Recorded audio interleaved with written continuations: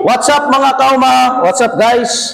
So for this video, I'm going to show you how to solve for the tide, for the high water and the low water using these tide tables. For the accuracy of your tidal calculations, we're going to use this. Samahan nyo ako and let's go.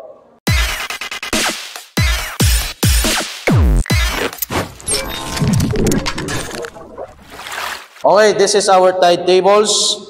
So, Admiralty Tide Table, South China Sea and Indonesia, yun yung kanyang coverage. So, this is actually volume 5, year 2020. Ito lang yung available natin na tide tables dito. Okay, so maraming volume ang ating tide tables. No? So, ang coverage ng kinuha natin is yung South China Sea and Indonesia. So, actually, kasama na dito yung Philippines. So, this is our tidal prediction form. So, merong standard port, secondary port, time, height required, date, at saka time zone. So, meron na tayong ditong given. Now, this tidal prediction form, actually, makikita mo yan dito sa dulo ng inyong tide tables. No, ayan, marami yan actually. So, maliliit lang yan. No, maliliit lang. Ayan. So, I will just give you an example on how to get the time and height for the high water and the low water. Okay? Now, we are going to gather the data for the standard port for the time of high water and low water. At the same time, yung height niya. No? So, punta tayo dito sa Chittagong. Chittagong, Bangladesh, Chittagong. Hanapin natin yung year or yung date na November 20. So, November 20. Ayan.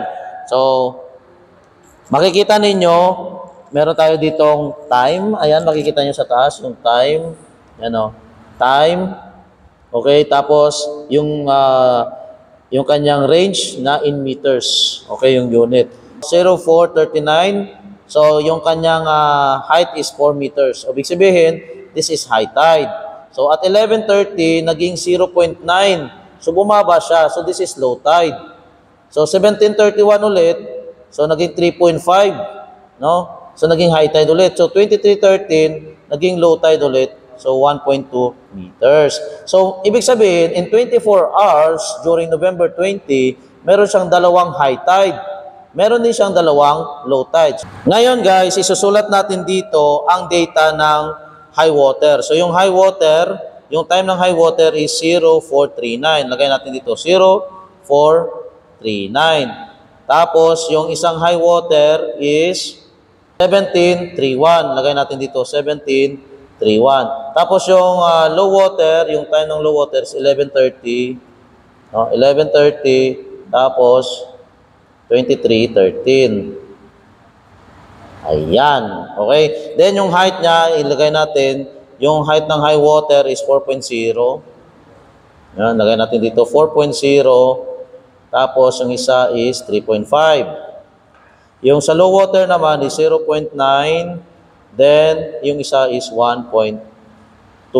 Okay. So, with regards dito sa range, no, isubtract nyo lang yung 4.0 sa 0.9.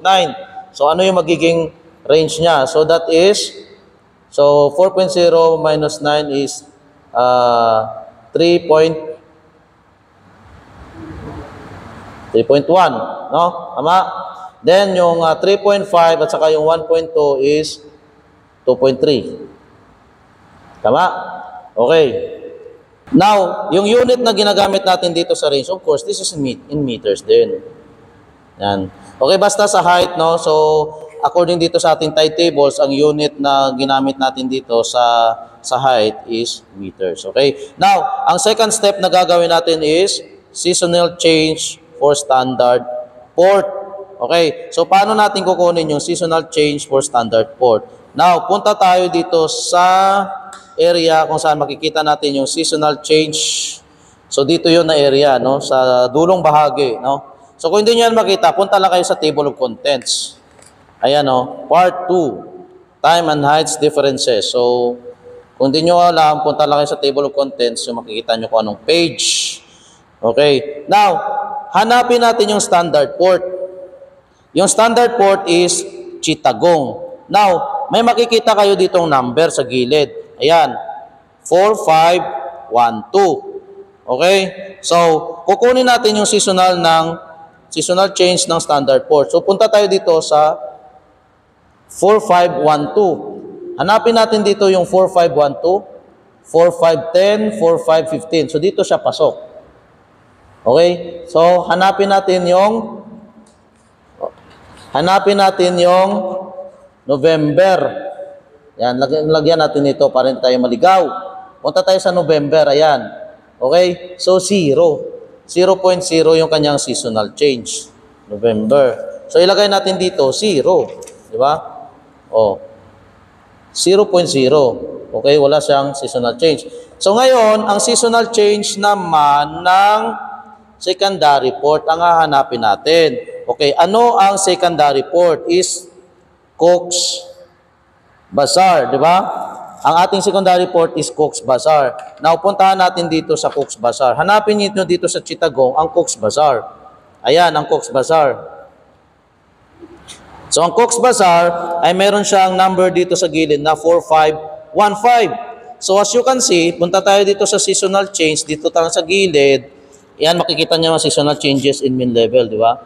So, 4515. O, pasok siya doon sa una natin kanina, November. So, 0 pa rin. Ayan, 0 pa rin. Okay, so ilagay natin dito is 0 pa din. Ayan. Now, hahanapin naman natin yung differences.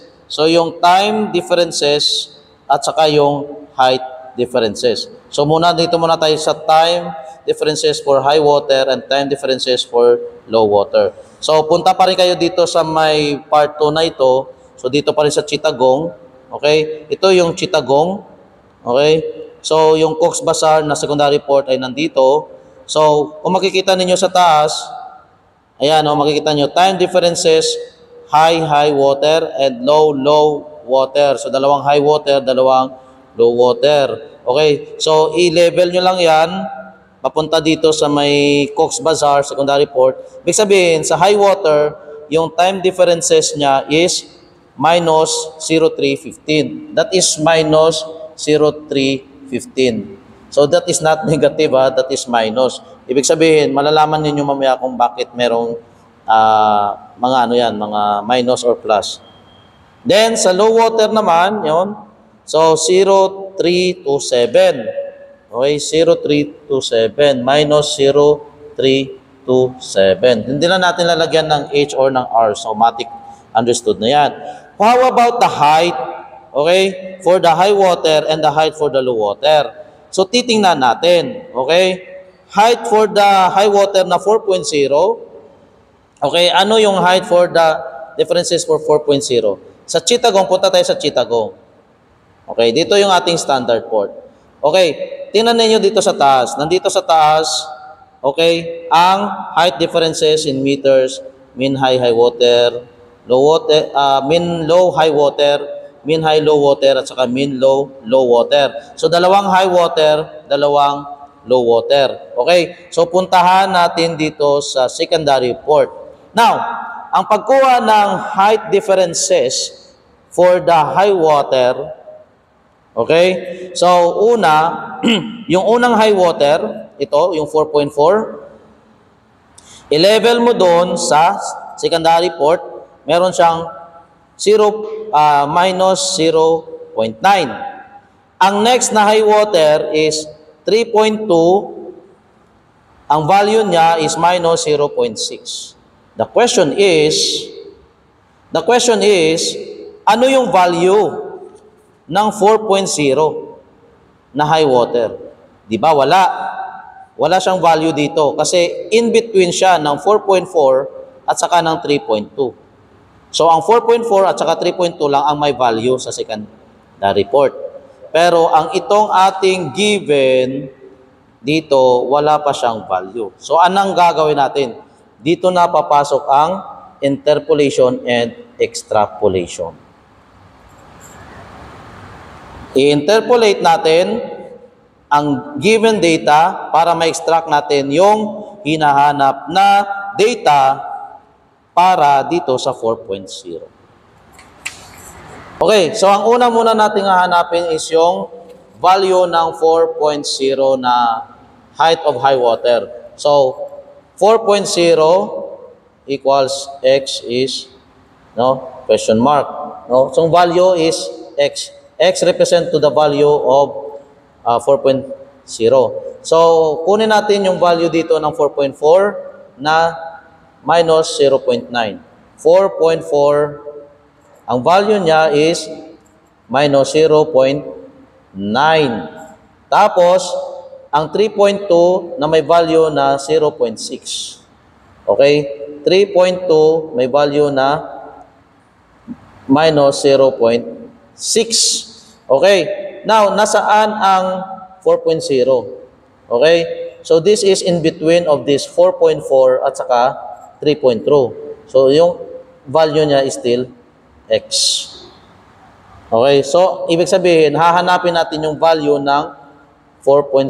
So, it is represented by x. So, since na nasa gitna ng 4.4 at saka ng 3.2 ang 4.0, so we are going to use the interpolation. Okay? So, ano ang interpolation na tinatawag? So, ganito lang yan. No? I-partner mo yung 4.4 sa 3.2. Okay? So, ang value niya is 4.4 minus 3.2 is 1.2. 1.2. Now, saan malapit ang x? Sa 0.6 or sa 0.9? Okay? So, kung titingnan mo dito sa given, mas malapit siya dito sa 4.4. No? So dito mo siya ipapartner. I-partner mo na lang ang 4.4 at saka 4.0. So, that is 0.4. Okay? I-subtract, no? Tapos, dito, ganun din. Kung ano yung process mo dito, ganyan din dito. Nag-partner ka dito ng 4.4 sa 3.2. So, dito, i-partner mo rin ang 0.9 at saka 0.6. So, i-minus mo yan. So, lalabas is minus 0.3. Yan. Okay?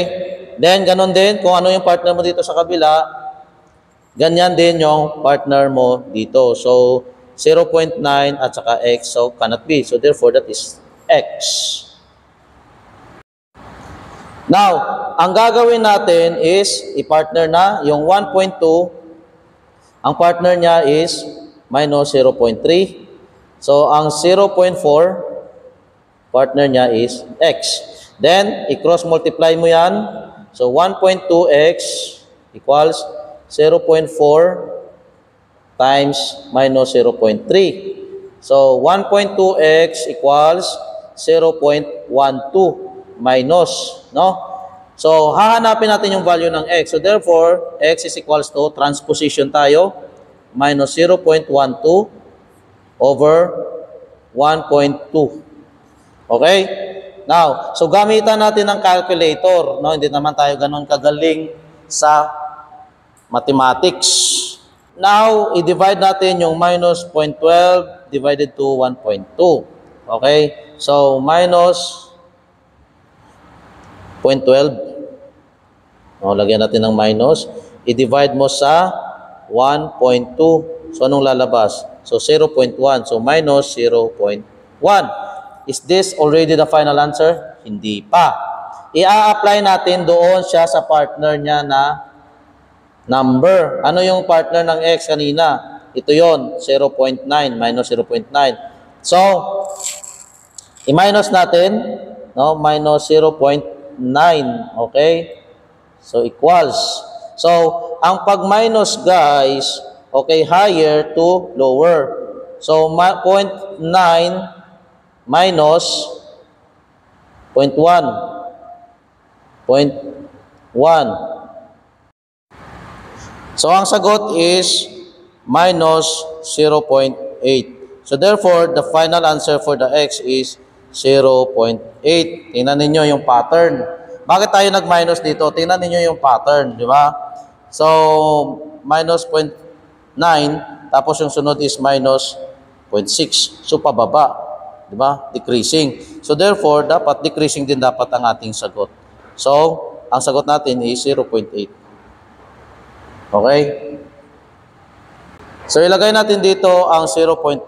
So, minus 0.8. So, the same procedure din ang gagawin natin dito sa 3.5 na ito.